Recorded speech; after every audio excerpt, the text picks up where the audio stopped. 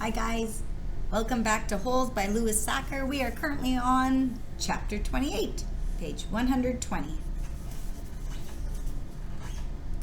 After 20 years, Kate Barlow returned to Green Lake. It was a place where nobody would ever find her, a ghost town on a ghost lake. The peach trees had all died, but there was a couple of small oak trees still growing by an old abandoned cabin.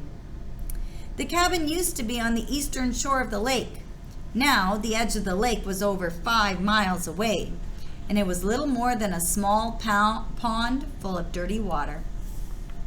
She lived in the cabin. Sometimes she could hear Sam's voice echoing across the emptiness. Onions! Sweet, fresh onions! She knew she was crazy. She knew she'd been crazy for the last 20 years. Oh, Sam, she would say, speaking into the vast emptiness. I know it's hot, but I feel so very cold. My hands are cold, my feet are cold, my face is cold, my heart is cold. And sometimes she would hear him say, I can fix that. And she'd feel his warm arm across her shoulders. She'd been living in the cabin about 3 months when she was awakened one morning by someone kicking open the cabin door. She opened her eyes to see the blurry end of a rifle 2 inches from her nose. She could smell Trout Walker's dirty feet. You've got exactly 10 seconds to tell me where you've hidden your loot, said Trout, or else I'll blow your head off. She yawned. A red-headed woman was there with Trout. Kate could see her rummaging through the cabin, dumping drawers and knocking things from the shelves of cabinets. The woman came to her. Where is it? She demanded. Linda Miller? Asked Kate. Is that you? Linda Miller had been in the 4th grade when Kate Barlow was still a teacher. She had been a cute freckle-faced girl with beautiful red hair. Now her face was blotchy, and her hair was dirty and scraggly. It's Linda Walker now, said Trout. Oh, Linda, I'm so sorry, said Kate. Trout jabbed her in the throat with the rifle. Where's the loot?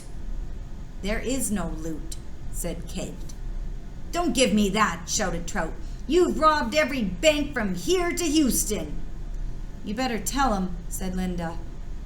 We're desperate. You married him for his money, didn't you? Asked Kate. Linda nodded. But it's all gone. It dried up with the lake. The peach trees, the livestock. I kept thinking, it has to rain soon. The drought can't last forever. But it just kept getting hotter and hotter and hotter. Her eyes fixed on the shovel, which was leaning up against the fireplace. She's buried it, she declared. I don't know what you're talking about, said Kate. There was a loud blast as Trout fired his rifle just above her head. The window behind her shattered. Where's it buried? He demanded. Go ahead and kill me, Trout, said Kate. But I sure hope you like to dig, because you're going to be digging for a long time. It's a big, vast wasteland out there. You and your children and their children can dig for the next 100 years, and you'll never find it. Linda grabbed Kate's hair and jerked her head back. Oh, we're not going to kill you, she said. But by the time we're finished with you, you're going to wish you were dead. I've been wishing I was dead for the last 20 years, said Kate. They dragged her out of bed and pushed her outside. She wore blue silk pajamas. Her turquoise-studded black boots remained beside her bed. They loosely tied her legs together so she could walk, but she couldn't run. They made her walk barefoot on the hot ground. They wouldn't let her stop walking. Not until you take us to the loot, said Trout. Linda hit Kate on the back of her legs with the shovel. You're going to take us to it sooner or later. You might as well make it sooner. She walked one way, then the other, until her feet were black and blistered. Whenever she stopped, Linda whacked her with the shovel. "I'm losing my patience," warned Trout. She felt the shovel jab into her back, and she fell hard into the dirt. "Get up," ordered Linda. Kate struggled to her feet. "We're being easy on you today," said Trout. "It's just going to keep getting worse and worse for you until you take us to it." "Look out!" shouted Linda. A lizard leaped toward them. Kate could see its big red eyes. Linda tried to hit it with a shovel and Trout shot at it, but they both missed. The lizard landed on Kate's bare ankle. Its sharp black teeth bit into her leg. Its white tongue lapped up the droplets of blood that leaked out of the wound. Kate smiled. There was nothing they could do to her anymore.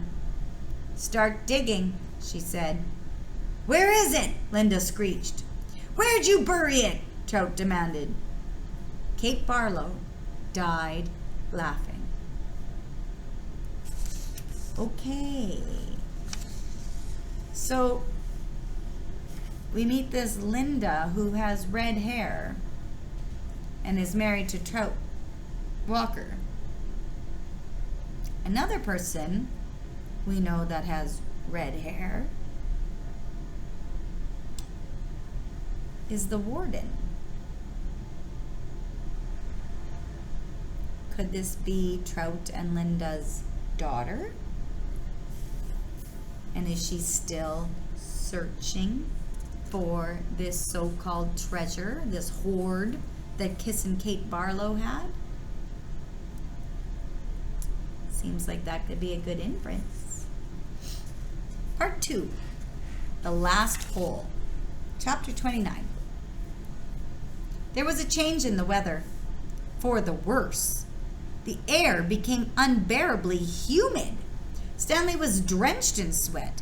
Beads of moisture ran down the handle of his shovel. It was almost as if the temperature had gotten so hot that the air itself was sweating. A loud boom of thunder echoed across the empty lake. A storm was way off to the west, beyond the mountains. Stanley could count more than 30 seconds between the flash of lightning and the clap of thunder. That was how far away the storm was. Sound travels a great distance across a barren wasteland. Usually, Stanley couldn't see the mountains at this time of the day. The only time they were visible was just at sunup, before the air became hazy. Now, however, the sky was very dark off to the west, and every time the lightning flashed, the dark shape of the mountains would briefly appear. "Come on, rain!" shouted Armpit. "Blow this way!" "Maybe it'll rain so hard it will fill up the whole lake," said Squid. "We can go swimming." 40 days and 40 nights, said X-Ray. "Guess we better start building us an ark. Get 2 of each animal, right?" "Right," said Zigzag. 2 rattlesnakes, 2 scorpions, 2 yellow-spotted lizards. The humidity, or maybe the electricity in the air, had made Zigzag's head even more wild-looking. His frizzy blonde hair stuck almost straight out. The horizon lit up with a huge web of lightning. In that split second, Stanley thought he saw an unusual rock formation on top of one of the mountain peaks. The peak looked to him exactly like a giant fist, with the thumb sticking straight up. Then it was gone, and Stanley wasn't sure whether he'd seen it or not. "I found refuge on God's thumb." Remember that? Remember when his great-grandfather was left out in the desert? And he said he found refuge on God's thumb? Could it be this mountain, this formation of rocks that looks like a giant fist with a thumb sticking straight up? Kind of somebody making like this? Perhaps. "I found refuge on God's thumb." That was what his great-grandfather had supposedly said after Kate Barlow had robbed him and left him stranded in the desert. No one ever knew what he meant by that. He was delirious when he had said it. But how could he have lived for 3 weeks without food or water? Stanley had asked his father. I don't know. I wasn't there, replied his father. I wasn't born yet. My father wasn't born yet. My grandmother, your great-grandmother, was a nurse in the hospital where they treated him. He always talked about how she dabbed his forehead with a cool, wet cloth. He said that's why he fell in love with her. He thought she was an angel. A real angel? His father didn't know. What about after he got better? Did he ever say what he meant by God's thumb or how he survived? No, he just blamed his no-good pig-stealing father. The storm moved off farther west, along with any hope of rain, but the image of the fist and thumb remained in Stanley's head. Although instead of lightning flashing behind the thumb, in Stanley's mind, the lightning was coming out of the thumb, as if it were the thumb of God. All right, guys, we'll leave it there. Until next time.